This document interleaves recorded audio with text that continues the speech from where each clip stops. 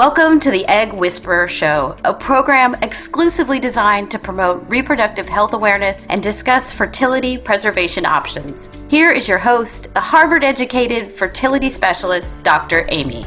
She's known as the Egg Whisperer. Fertility expert Dr. Amy Atluri. And you have yet another success story Just launched by an East Bay fertility doctor.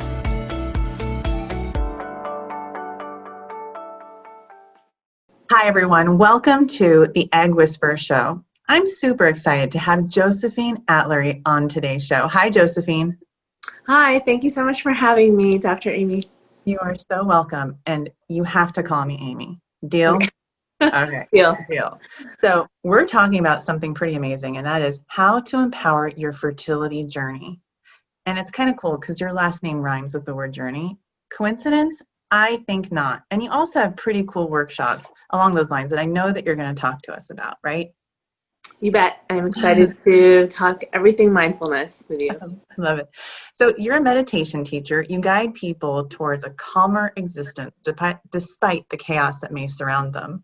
You have a podcast titled Responding to Life, Living Reflectively Through a Journey of Health, Fertility, and Parenthood. And people also can go to your website to try out video meditations for free. In addition, you also offer specialized fertility empowerment and mindfulness workshops and private sessions. And not only that, you're an author of a book that's coming out, and you teach all over Los Angeles. And I imagine you teach like all the famous people how to meditate and be mindful, but I know you can't tell us that here. But I'm sure you treat all your clients as VIP. So welcome, Josephine. Thank you for being here today. It's my pleasure. Thank you so much for having me. So thank you for all the work that you do, but I'd love for you to share more about yourself. Can you please share some of your personal fertility story with us? Absolutely. So my journey began about 15 years ago. It's hard to imagine. And we knew going into it that we would have to begin straight into IVF ICSI because of an illness that my husband had back when we were dating that led to male infertility issues. So we began probably when I was around 25, and we went on for 2 years with back-to-back cycles that unfortunately did not work. And then we decided to switch to another facility and then became pregnant with twins. And after getting through that first trimester, I thought I was in the clear, things were going great. And then all of a sudden, out of the blue, 17 weeks in, water gushed out, and then next thing I know, I'm in the hospital, and unfortunately we could not save the twins. I was pregnant with twins at the time. And it was at that point that I finally had time to not just grieve the loss of my twins, but just grieve everything.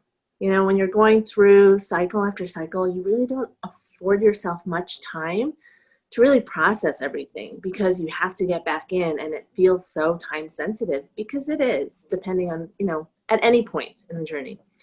And so I grieved that, and it was that point that my husband and I decided to really reflect upon our next steps. And that's when we decided that, families are made in different ways. They're all born out of love, but that's when we decided to switch to international adoption. And a year later, it was a completely different journey from IVF. I traded in doctor's appointments and procedures with paperwork and interviews.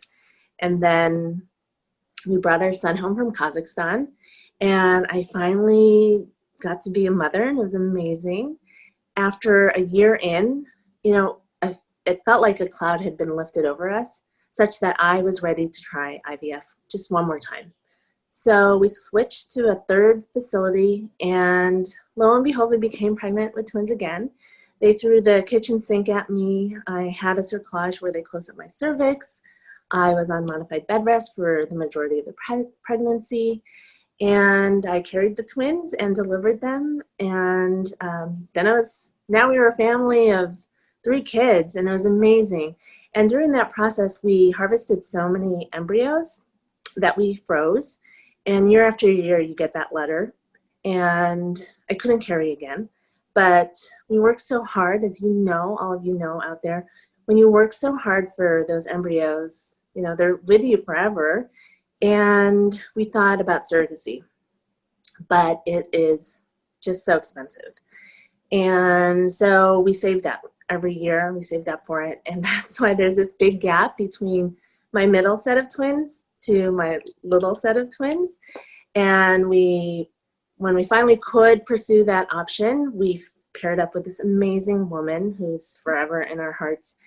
And she carried twins for us. And that's how we ended up with 5 kids. So our journey, it took 13 years from the start of IVF to the birth of my last set of twins. Covered IVF, miscarriages, international adoption, and surrogacy.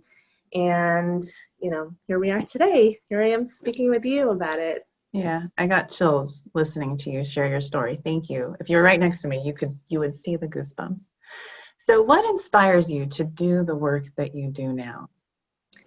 What inspires me to do the work that I do, particularly with fertility, mindfulness, and meditation, is really that journey that I went through, that my husband and I went through. Back then, it was about 15 years ago at the start of it, we didn't have the benefit of all of these resources that are available to people now in terms of all these support groups, all of these online communities that are out there that are amazing, and just this access to information that really wasn't readily available back then. And so, when I look back at my journey, I remember feeling really alone, really beaten down in terms of my self-worth and just mentally, emotionally, physically. And I really, it doesn't have to be that way. So my passion for doing this is to just, if I can help one person go through this process, just a little bit, feel like they're a little bit more in control, feel a little bit more in tune with themselves and a little less sad about the whole process, then it's a win and I feel fulfilled. I feel like we're a lot alike. And what I mean by that is the reason why I do what I do is because I say to myself, if I could have just one thing that I do, make one person out there shed less tears, then it was worth it for me. So it's pretty amazing that we're like-minded in that way.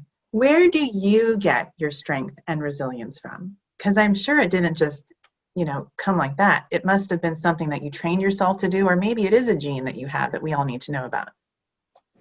That's a great question, Amy. So and I get this question often, where do I get my strength and resilience from? And after some time thinking about it, I really think it stemmed from that experience with my husband, but back then he was my boyfriend, when he was going through this illness that he had. And it was a near-death experience. And when you're going through something like that, it really changes your perspective. And if you're lucky to come through that experience on the other side of things, and you're lucky enough to really apply it to your life and not just say maybe that first year, then it really colors everything that you do in your life. And so from that experience, we realized how precious life is. And then we realized how strong our bond was, our relationship.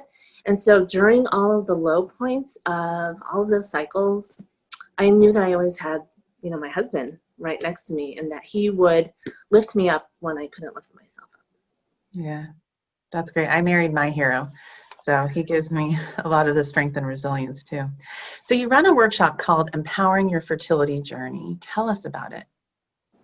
Yes, so it is a 90-minute workshop, and the goal of it is to basically teach the essentials of meditation and mindfulness so that you can incorporate it into your fertility journey.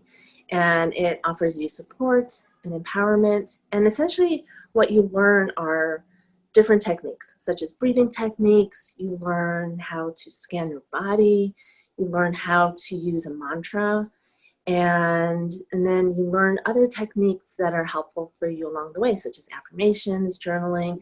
Plus, it's a great way to meet in a safe space with other men and women who are going maybe not in the same situation that you are in, but can completely understand what you're going through, and you're in it together. And so a lot of the women from the last workshop still keep in touch with one another. We did a reunion sort of meditation together, and we were all able to see where everyone was at in their journey. So it is great. And you're able to walk away with actual tools that you can use for yourself on a daily basis. Love it. And how often are the workshops? I'm doing them every quarter. Okay, great. And so there is one coming up soon, right? Yes, the next one is coming up on November 14th at 11 a.m. PST. It's over Zoom, just like everything else. And it's, like I said, 90 minutes long. Okay. Well, I have my mantras that I share with my patients. And so I know how important and valuable this kind of mindset is for people. So you guys join her next workshop. I'd like you to share with us some of the things that you learned during your journey that you think can help people who are listening and watching us right now. So I learned so many things, as I'm sure many of your patients can attest to. But I think that the top three things that I learned would be, one, I'm not defined by the outcomes of my journey. Two, to learn to let go of things that I can't control. And there are many of those things. And to just trust whatever process you're in. And then I learned the power of the pause. So I'll just briefly go into each of them. In terms of that first one, about not being defined by the outcomes, as you're going through these cycles, you become so intertwined in what's happening. And over time, you start to identify with everything that's happening when really, it isn't your fault, and you're completely worthy of becoming a mother. You are completely enough, but it's hard, as you're going through it, you're wondering, like, what is it that I'm doing wrong? What's happening in my body that's not allowing this to be? And as women, especially, we are tied to this idea that, well, we are the ones who are supposed to have children, and so why isn't this happening? So, it took me a lot of time. I think perhaps towards the end of it that I really took that message to heart. And with the benefit of time, you're really able to work on that. But that's something I would have reminded myself back in the beginning. And then the second point I made was about letting go of control. So there are many things that you can control in life, and there are many things that you can't. And what I learned both through IVF, through the adoption, through the surrogacy, I learned in all three of those different paths, there were many things in that situation that I could not control, but I could control my breath. I could control my mindset. I could control many other aspects, my nutrition, my fitness, all of these other things.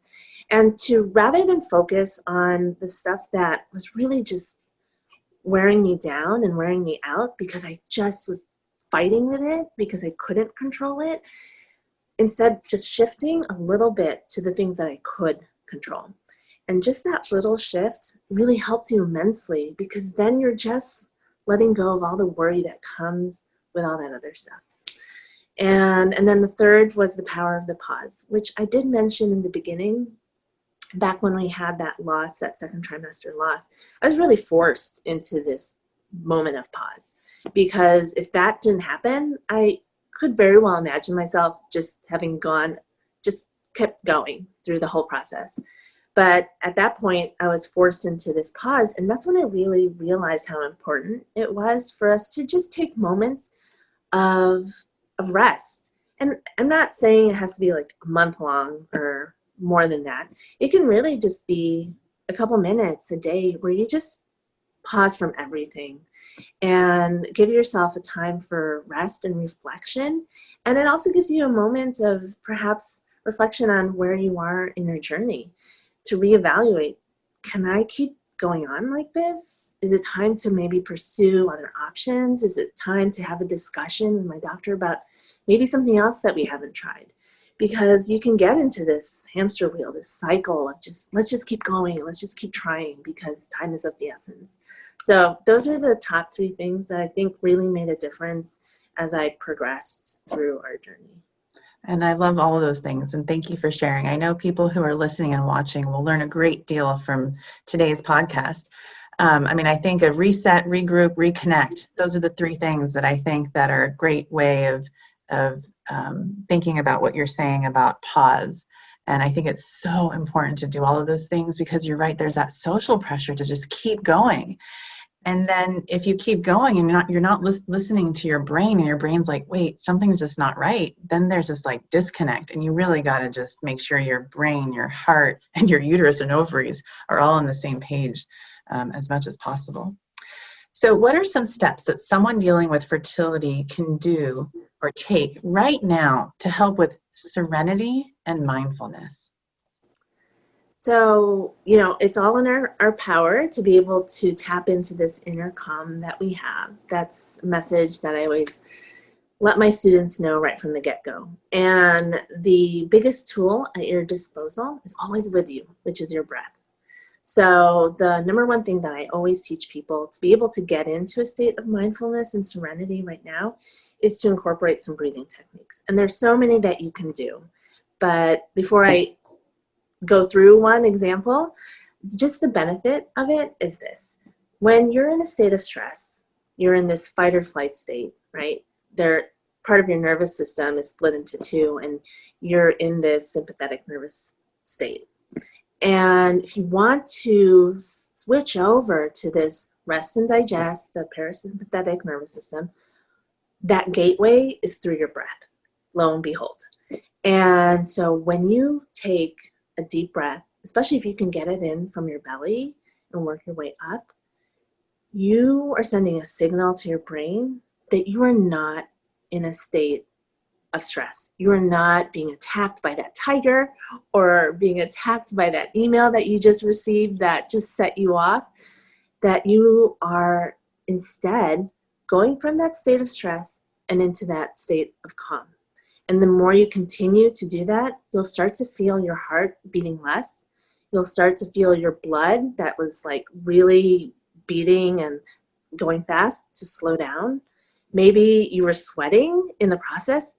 That will start to cool down. Your body will start to cool down. So many things switch over when you're from that state of stress into that rest and digest. And the amazing thing is that you're doing it just by breathing.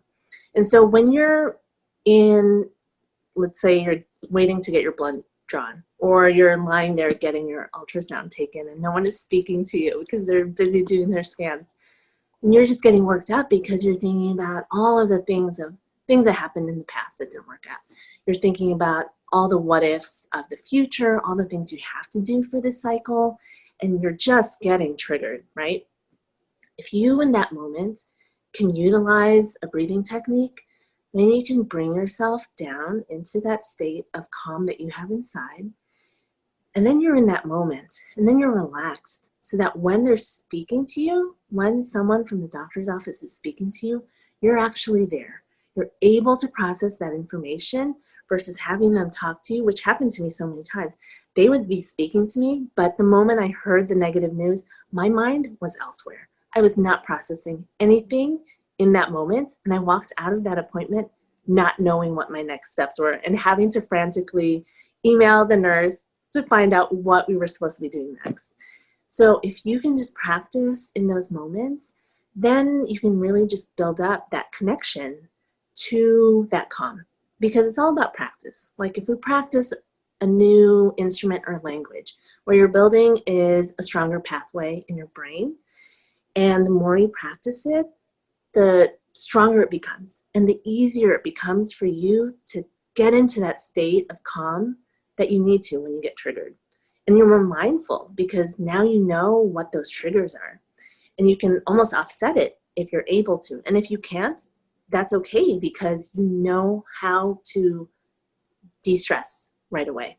And so that's why I like teaching breathing techniques. One quick one takes 16 seconds.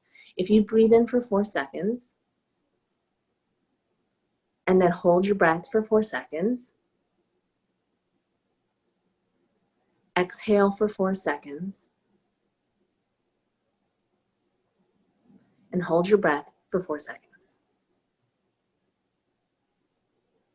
And now you can continue doing that as I'm talking, or you can just breathe regular, fine. But the beauty of that breathing technique is that you can't think of anything else. If you were playing along, you were thinking about the count.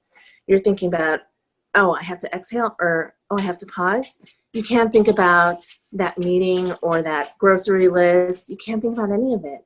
And imagine then if you can do that in a moment that where you're actually stressed out, then you can really like tap into that calm in that moment. So that would be my number one takeaway for anyone who's trying to get into a state of mindfulness and serenity and doesn't really know how to do it. That's like the number one tool. Yeah, I mean, I'm so surprised by people. I mean, when I do I like to ask people questions, kind of like doing a survey where I, whenever I'm in groups of people. So the last survey that I've been doing is in the operating room. I'm doing surgery, and I just asked everyone in the operating room. There's an OR tech, an OR nurse, anesthesiologist. And I say, hey, how many of you guys have actually taken a mindfulness class or a meditation class? And I'm just shocked and surprised that it's maybe like me. That's the only person that's done that. And so I find the skills, it's like a life skill. I feel like people should not be graduating high school without this life skill, especially now. So thank you. I'm so grateful that the universe brought us together. And it was actually the Motherly article that you wrote. I love that article last month, How to Reduce Stress While Trying to Conceive.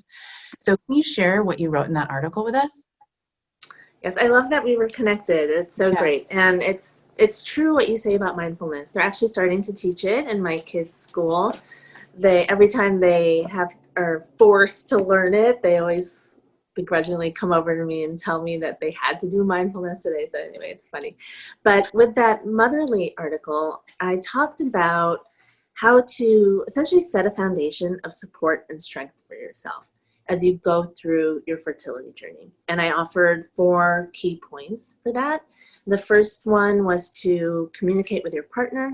Then it was to find your support network or your TTC tribe. Then it was to set boundaries. And then finally to create a self-care toolkit for yourself. And so going back to that first point of communicating with your partner, I didn't realize it until I was going through that path of surrogacy, what it really felt like to be in my husband's shoes. Because I was finally standing on the sidelines and I was in this, but I really wasn't, because she was the one who was carrying the babies. And I basically stood on the sidelines waiting to hear what she needed from us and how I could support her. And then it clicked. I thought, oh my gosh, this is what my husband went through all those years of going through IVF. And it sucks, by the way. It sucks because you want to help this person. You love this person, but you simply don't know how. And so that, really helped me with coaching people that you actually just need to tell them what you need, because they can't read your mind and they don't know what you're going through physically, mentally, emotionally. Your partner wants to help you, but you really need to communicate like what you need in that moment, and not to wait for them to do it, because you're in the driver's seat. You're the one who is having all the shots and doing all the procedures and then hopefully eventually carrying the babies. So that's key. And in that same vein, in terms of asking for some support, it's really key to find your tribe. And, it's great right now because there's so many different communities available out there that, if one doesn't work, you can try another. Really just finding a group of people that understand what you're going through and, that can be there for you if you need to vent or if you just need someone to listen. Because oftentimes, at least I found with myself, my friends weren't experiencing the same things that I was going through. Some weren't even trying to have kids at that moment. And then those that were, they were not having any trouble. And so I felt so alone. And you don't want to feel alone. You shouldn't have to. So if you can even just find one person that's going through this that can be your buddy, all the better. And like I said, if you go on social media, there's so many different people who have like Amy has her Instagram, and everyone has Instagram or Facebook. Even if you're just watching from the sidelines, at least you get some comfort through that. And then the third point was to set boundaries. And this was really key in terms of not getting triggered. So it's kind of that step of preempting any issues from happening. If you can, as much as possible, all the better, because then you don't put yourself in that stressful situation. But sometimes it just comes out of left field and there's nothing you can do about it. But that's when all these mindfulness techniques are really beneficial.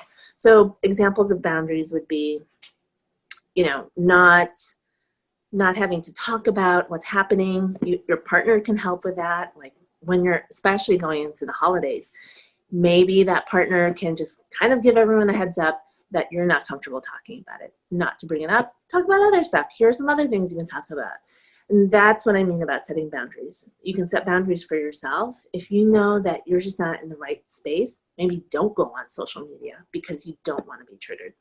So really figuring it out, and you just play that by ear. And then the last tip was to create a self-care toolkit. And back in the day, we didn't talk about self-care. This is so great that people are talking about it now. But things like the breathing technique, mindfulness, doing meditation, and then other things of, going for a walk or journaling or doing affirmations. But you really need to have a good amount of stuff in your toolkit, because some days require more things because it's just that heavy of a day. And sometimes one day you're not feeling the affirmations, but you have something else. So it's great to try new things so that you can really take care of yourself when you need to. I'm so excited for all the things that you've shared with us. And the reason is this: we're going to have an article that people can read and print out and always have with them and put in their fertility binder of all the things that you've shared with us. So if they ever forget the things and the tools that you've brought today to this show, the article will be a reminder. So thank you. And we'll also include a link to the Motherly article as well.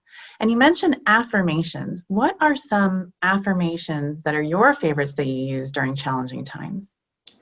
So for anyone that doesn't know what an affirmation is, it's just a simple phrase that you repeat to yourself, again, in that same vein of offering you strength and support.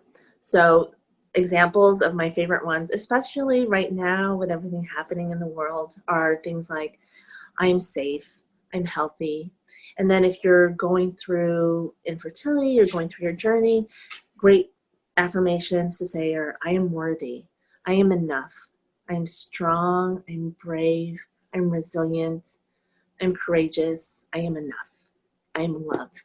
So, and then you can use them as your mantra in a meditation, but you can also use them as you're sitting in the waiting room.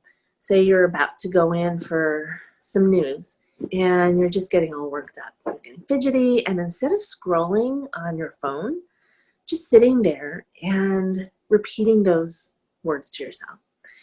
One question I've received in the past is, what if I'm saying those things, but I don't believe it?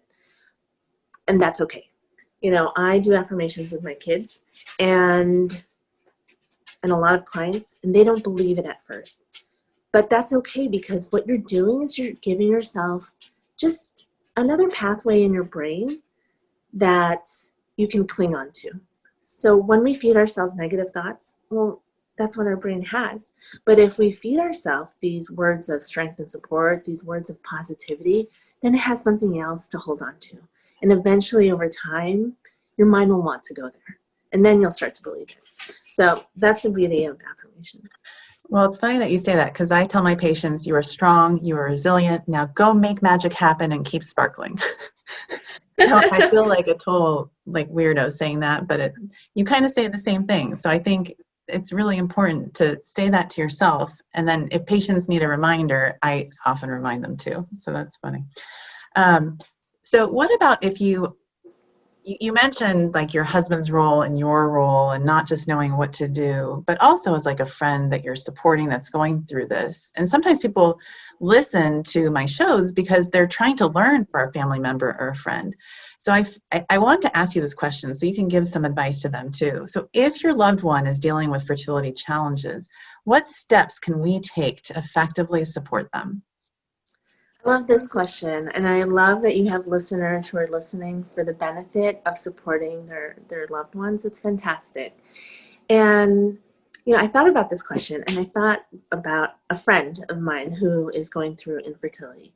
And I remember at first when I was speaking to her that I wanted to give her all this advice about what I had gone through and sort of what my best practices were and all these things. And then I feel like I just stopped at one point when I was hearing the silence. And I thought, you know what? Maybe she just wants to talk.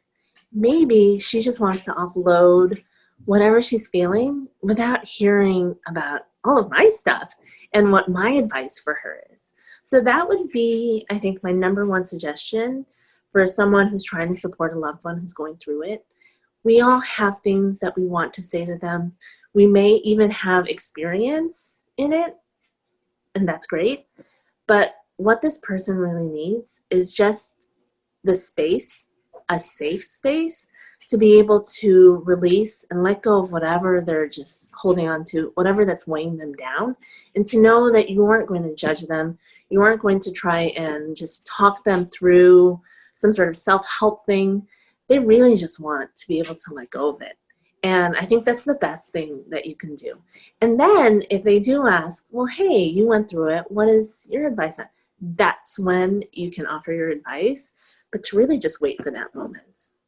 Right. I mean, Googling stuff and then sharing articles with them that have nothing to do with what they're going through is not helpful. They've already done that on their own. Trust us. So before we end today's show, I would just love to hear what your favorite quote is and why. Yes, I love this question, and I love that you end with it. So my favorite quote is by Lao Tzu, and he wrote, "When I let go of who I am, I become what I might be."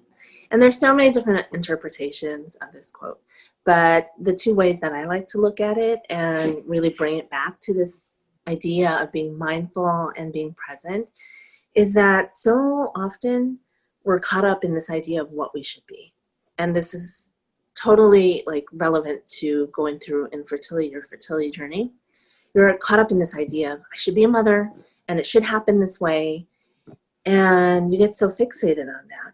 And then when it doesn't happen in the manner in which you thought, just so many things come with it. So much emotion, so much baggage comes with it. But if in a moment you can just let go of all of that, and maybe it's just during your meditation or just for the few moments that you're doing your breathing, if you can just let go of all that expectation, it is so freeing, and you give yourself space to just be who you are in that moment. And then, after that moment, if you go back to it, okay, that's fine. But then just practicing getting to that point where you can just have that feeling of freedom, it just gives you so much space. And then the other way I like to look at that phrase is the idea of being present in the moment, is that, we're so caught up in thinking about the things that happened in the past, like who I was in the past or who I should be in the future. You're not thinking about and experiencing who you are in this moment. And that's so relevant with trying to do all these assisted reproductive therapies. You're caught up in everything that didn't work out, all of the cycles that you're about to do, but you're not living this moment and this time, which, albeit frustrating and hard, I'm betting there are some moments in it that are just worth appreciating and being mindful of. So that's why I love that quote, because there's just so many different ways that you can interpret it and apply it to one's fertility journey and just life in general. And that's exactly that's very similar to my favorite quote, which is, if you take care of today, tomorrow will take care of itself. Because it can be so overwhelming when you're starting on a path and you want it to be a path, but it turns into a journey. It can be quite overwhelming to be like, but I'm here and I really want to be here. And then you think of all the steps that are going to take to get there. And it's like, no, you just got to center yourself and just literally just live in the moment. So that's pretty fantastic that you share that quote with us today. So thank you, Josephine. Let us know again, where can people find you, your Instagram handle, your website? Please share it all right now with us. Yep. I love your quote, by the way, and thank you so much for the opportunity today. People can go to my website, which is jatluri.com, Atluri. On there, you'll find there's a fertility meditation. You can find just general video meditations that you can practice. The sign up for my upcoming Empowering Your Fertility Journey workshop is on there, which is on November 14th. And you can also find me on social media at Josephine R. Atluri, as well as my podcast called Responding to Life, where I talk about my journey as well as other people's fertility journeys and talk about mindfulness on there as well. So I hope to see you on one of those different avenues. Awesome. And then be sure to check out her website for her meditations as well. You do have some free meditations that are fabulous. So I hope people will reach out to you and just learn just as much as we learned today and more. Thanks so much. Thanks, Josephine. Have a great day. And thank you everyone for joining us on today's show. And we'll see you back here next time. Have a great day, everybody. Welcome to the Egg Whisperer Show, a program exclusively designed to promote reproductive health awareness and discuss fertility preservation options. Here is your host, the Harvard-educated fertility specialist, Dr. Amy. She's known as the Egg Whisperer. Fertility expert Dr. Amy Abazadeh. And you have yet another success story. Just launched by an East Bay fertility doctor.